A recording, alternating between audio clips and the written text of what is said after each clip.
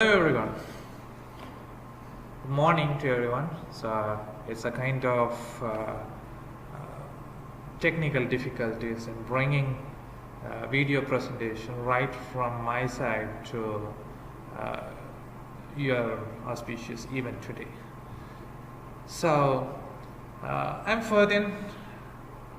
I'm not an alien. So I'm from India as well, so I did my master's and bachelor's in computer science engineering from Anna University, Chennai, and I did my PhD in computer science and information systems from the Graduate School of Applied Statistics, National Institute of Development Administration, Bangkok in Thailand. So currently I am working as a computer science faculty with the Department of Mathematics and Computer Science with Keynote Vidya Science Academy in Rayong. So the name is quite difficult for you to perceive.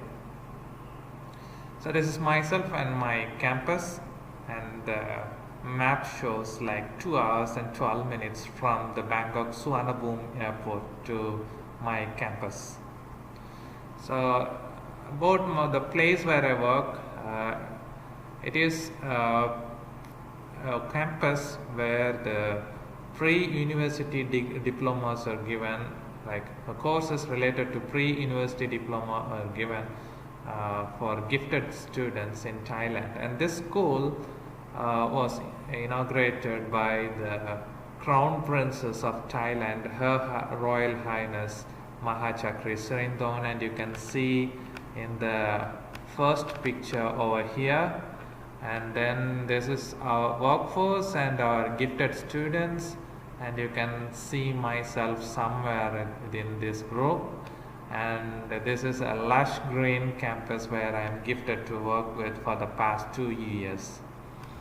So what I do here, like I specialize in computer vision, which was the specialization I was doing with my PhD. And then I do big data and Internet of Things. So today my talk is related to big data and Internet of Things. And then the first picture here, I'm with my superiors and my student who did project with me with the offline handwritten character recognition in the picture above. I'm glad to say that she has got the prestigious Japanese scholarship to do her bachelor's degree. And below is the current batch of students doing project with me. It was our field where we used to deploy the robots, and these two kids are doing their programming for the robots using the IoT devices. And let's go ahead with the Internet of Things and the big data overview. Firstly, with the Internet of Things. When we think about Internet of Things, it's like anything. Like if you connect any device with Internet, then it is Internet of Things. So it's not like a rocket science for you to understand. Like it's as simple as that. So in this picture, you can see like what kind of data we are getting and what kind of devices we are using. Like you can see like that many number of data are getting populated, like as many number of Skype calls and tweets and Facebook posts and Twitter, all these are getting stored in the databases all over the world. So in 60 seconds, there are 370,000 plus minutes of voice calls on Skype, and then like if you take 600 plus new videos are uploaded within a minute. So these are the magnitude of data which is getting uploaded. There are 4 V's like the velocity, veracity, volume, and so many other parameters for the big data. I don't want to explore in detail about those basic stuff. So these are the things like you would have seen in your daily life, like what kind of devices which you are using, The bottom one shows a dashboard camera and its interface in the modern day cars, and the espresso machine which makes the coffee, and then a smart display device which is present in many automobiles, and the lady is using like a smart device like a Google glasses kind of thing. Of course she's not wearing anything, but this is how it looks like when you are using a Google Glass. So these are the example for the things which you are using in your daily life. Okay, so what are the opportunities? Why I should learn Internet of Things? There are three parameters: the business trend, emerging technologies, growing IoT services and applications. When you think about business trend, right now we are having the social media and tons of data are getting populated, and if we need to transmit a particular data from a remote place to a server, we need a cloud. So the business mostly runs on cloud. So now the current day business is mostly based on this big data and IoT. It's not just making some piece of software. And then we have these are the emerging technologies now, and then these IoT services and applications are like the need of the hour, and they are getting connected from any part of the world to anywhere. Like in this picture you can see like the vehicles, like there are 23.6 million cars will have internet by the access by 2016, and it is like a drastic change within a span of 6 years. And then there are opportunities for automizing many industries. IoT is automizing, of course, like you can see the logistics industries like the courier and parcel services. You can see they are using many smart tags while transmitting your when you are transporting your dockets or consignments from one part of the world to anywhere. You can track it by using the smart ID. This is because of the advent of the big data and IoT. So the trends, firstly we have the supply chain helpers, that is the RFID tags are used for tracking the dockets which you are using, and then we have surveillance, security, healthcare, and these are like vertical market applications. And then we are locating the people for and everyday objects. This is like a face recognition or face emotion recognition or any biometric recognition devices which you have installed or you would have experienced in your life. In India we have the Aadhaar, and it has the record of the iris data set and your fingerprints and your face data. So in case and then currently you had the linking of your mobile phones with your Aadhaar number. So what you would have done is like you have gone to your mobile provider store, and then there they had a fingerprint scanner. So once you scanned your fingerprint, that will identify your Aadhaar number, and then you will be adding your mobile number associated with that Aadhaar. So this is how it works. So that device you would have seen, it will be looking like a handheld device as the size of the compact blood glucose monitor. And this is the trend right now. And with this trend, I would like to show you a case study of a Garmin smartwatch. As you can see in this slide in the left hand side, this is a smartwatch by Garmin, and it's like the most widely used by the marathoners all around the world, and it gives effective measure of all your parameters while you run. So it helps a lot. Like being a marathoner, I am using the same device right now, and it is quite helpful in improving the performance while I run.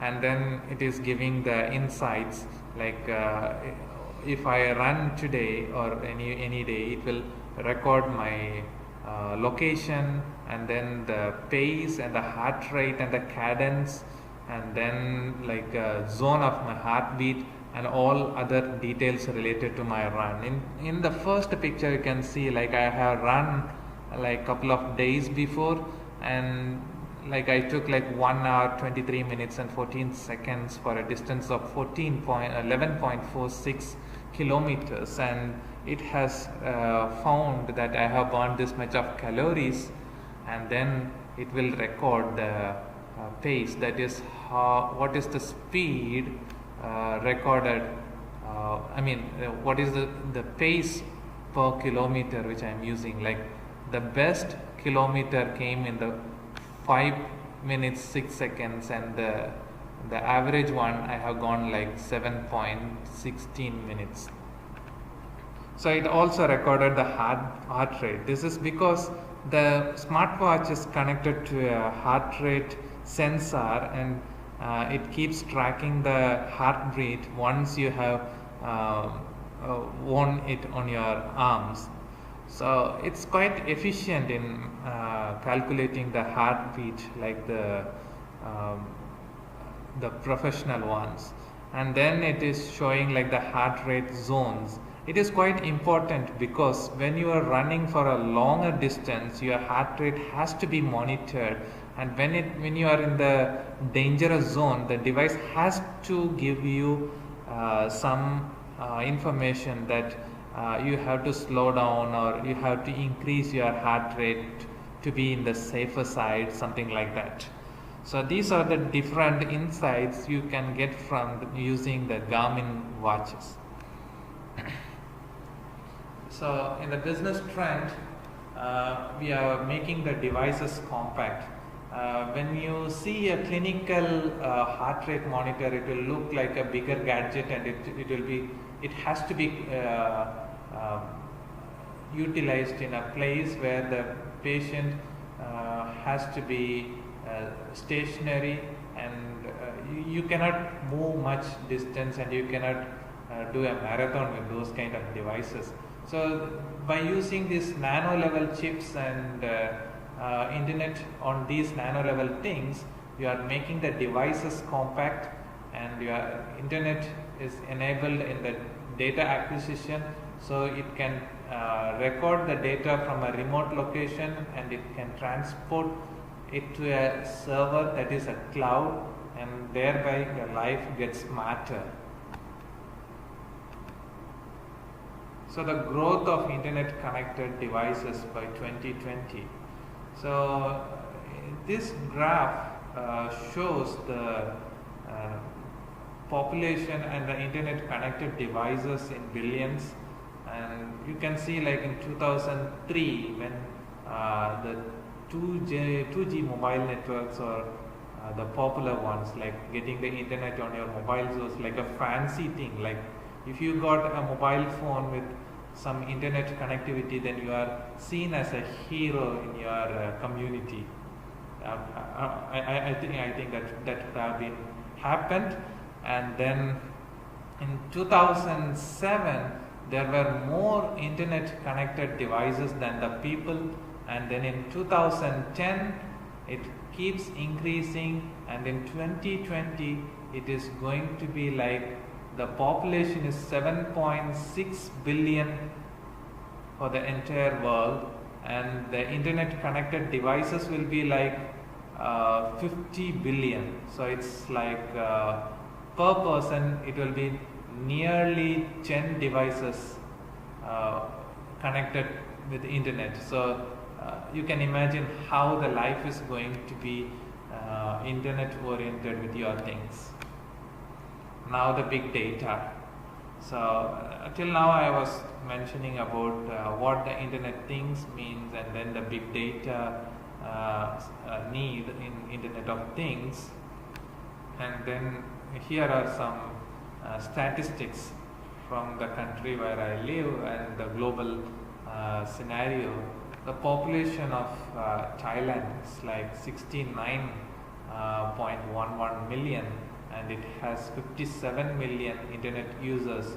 So this number is exponentially increasing, and the social media users are like having a penetration of 74%, whereas there are 51 million active social media users. So social media is a very important parameter for the big data, like a source of data. Like social media can give a trend on any domain, be it a market analysis or a product analysis, or it can be a trend in politics.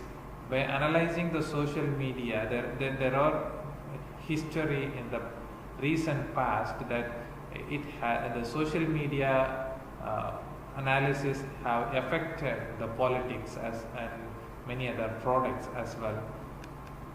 So the global data.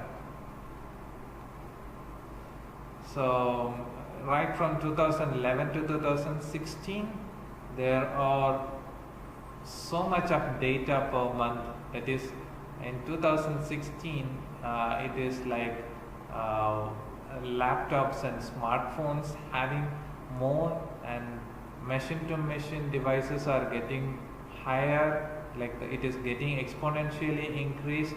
Whereas people are now reducing the usage of laptops and notebooks. They are going with the tablet PCs and smartphones and the tabs. So usage of laptops and netbooks are getting lesser.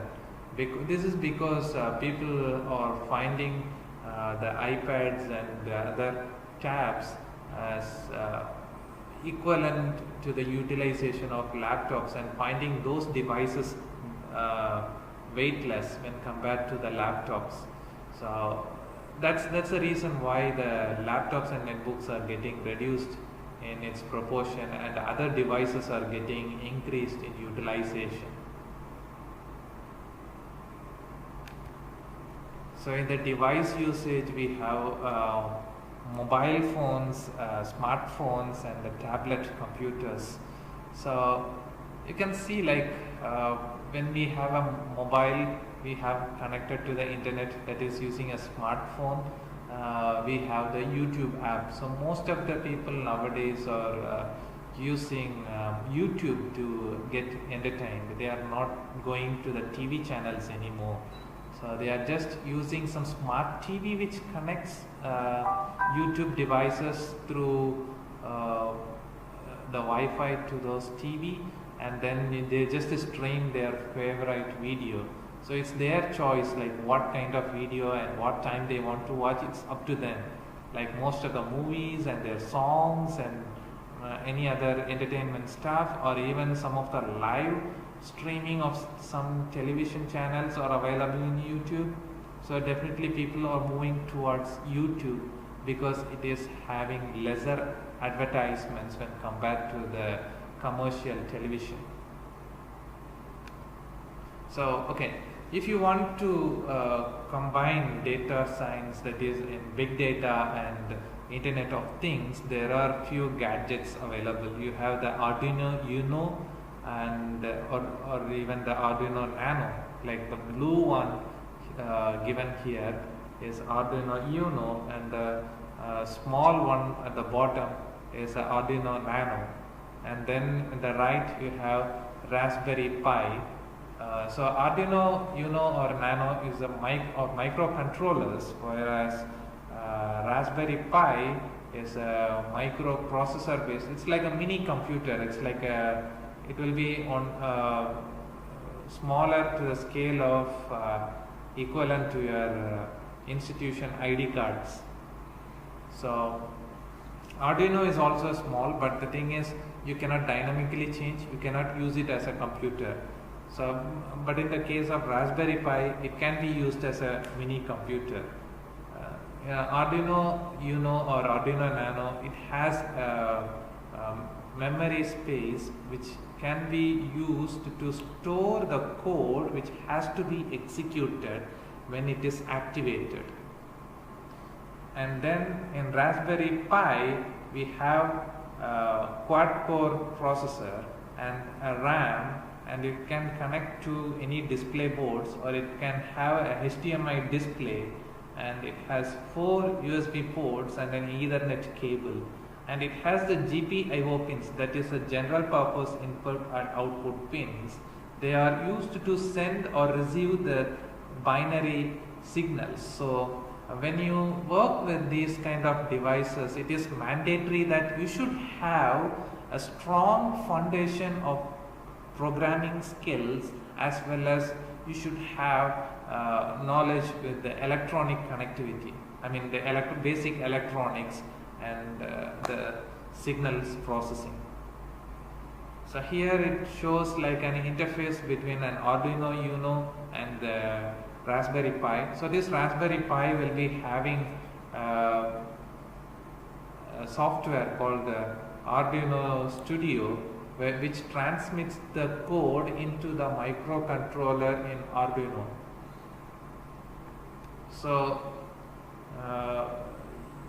this picture shows a famous personality in the recent past.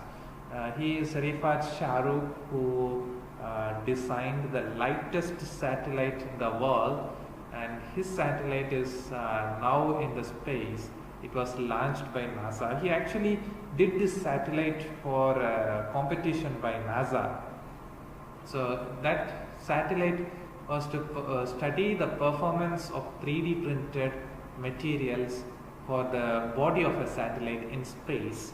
So he used the Arduino Nano, that is the small chip you can see at the bottom. So this chip was used by him to be used as a main control panel of the satellite. The satellite weighed around less than 100 grams, and he was successful to build the lightest satellite in that competition, and till date his satellite is the lightest. So big data and Internet of Things applications. There are so many applications we can combine. Like the big data is normally stored in the cloud. It comes in a feed or in a social media data, or it comes in log files which contains like high magnitude data and high magnitude storage, whatever it is. So usage of these big data into the smaller miniature kind of devices, or collecting these data from these miniature devices and getting stored in the cloud and combining all of them into one unit, and thereby visualization of all these massive data collected from these miniature devices is the trend right now. So it has an equation like when you have these sensors and combine it with the data, and thereby you do the analytics, and these analytics will in turn give us decisions, and that is the essence of IoT with big data, that is value creation. Big data streaming analytics, when combined with the Internet of Things, then it is value creation. So it adds value to whatever the data which you add to the devices. And this is like a flow chart, like how things work. The Internet of Things get collaborated with big data, and this big data is stored in the cloud, and then by using the sensors networks, it again gets into the access with the Internet of Things, and then we are getting the insights. So these are done using high-speed internet facilities which are supposed to be available. So we have the Internet of Things from connecting devices to the human value. So IoT devices are connected to any internet facility, and the devices connectivity will gives rise to the data sensing and collecting, and after collecting we are having the data transport and access. So then we have the data analytics. Here we need some knowledge about statistics. The statistics in the sense we have learned about data classification, data cleaning and so many other things in data mining. So data mining, it was using about the previous traditional database and we were visualization. But here we are using more statistical methods for those kind of classification or regression or clustering, whatever the things which we need. And the data value is defined by the action, and then by using the apps and human interactivity, we are getting the things done as the decision made. So these Internet of Things devices are useful to manage the massive database available online on any field. Okay, the benefits, we are using less power consumption. If you want to run one Raspberry Pi or Arduino microcontroller, the power consumption needed is less than 5 volts. That is the power required for charging your smartphones. So thereby we are decreasing the carbon footprint, and it will drastically decrease the size of the gadgets, and it will give rise to new innovations and technologies, and thereby it will encourage entrepreneurship. So when you think about jobs in computer science, you may think about only getting some jobs in some IT based companies or something like that, but this gives a different kind of approach for starting your own business. You don't need to look for an employer to give a job, so you just go to your local community. So there you have like different issues faced by certain industry, like whatever the softwares you develop, you need the background knowledge. So if be it agriculture or any other industry, like it can be any other factory or some manufacturing unit or some other business consultation unit. So wherever they may need some kind of smart devices to reduce the complications of the procedures taken by them. For example, you may even create a smart system using these IoT devices to control the irrigation of a certain area and to regulate the water supply of the fields controlled by the farmers. So that is, it can reduce the wastage of water and so many other kind of things.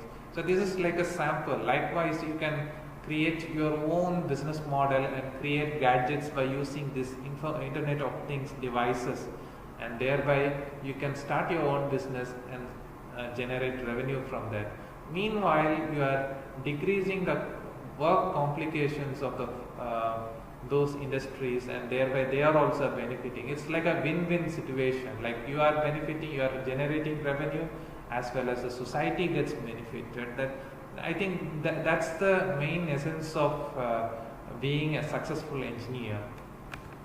And thank you so much for listening patiently to the whole of